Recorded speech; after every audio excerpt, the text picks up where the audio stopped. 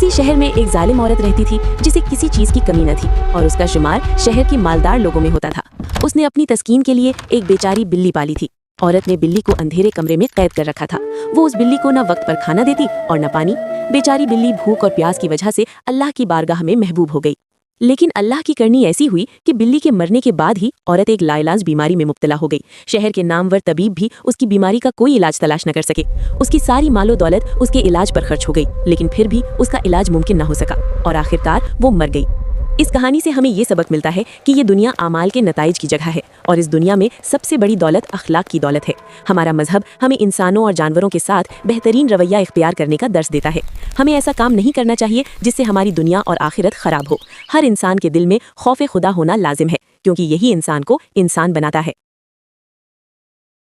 किसी शहर में एक जालिम औरत रहती थी जिसे किसी चीज की कमी न थी और उसका शुमार शहर के मालदार लोगों में होता था। उसने अपनी तस्कीन के लिए एक बेचारी बिल्ली पाली थी। औरत ने बिल्ली को अंधेरे कमरे में कैद कर रखा था। वो उस बिल्ली को न वक्त पर खाना देती और न पानी।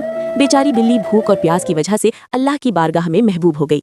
लेकिन अल्लाह की करनी ऐसी हुई कि बिल्ली के मरने के बाद ही औरत एक लाइलाज बीमारी में मुब्तला हो गई। शहर के नामवर तबीब भी उसकी बीमारी का कोई इलाज तलाश न कर सके। उसकी सारी मालो दौलत उसके इलाज पर खर्च हो गई, लेकिन फिर भी उसका इलाज मुमकिन न हो सका और आखिरकार वो मर गई। इस कहानी से हमें ये सबक मिलता है कि ये दुनिया आमाल के नताइज की जगह है और इस दुनिया में सबसे बड़ी दौलत अखलाक की दौलत है।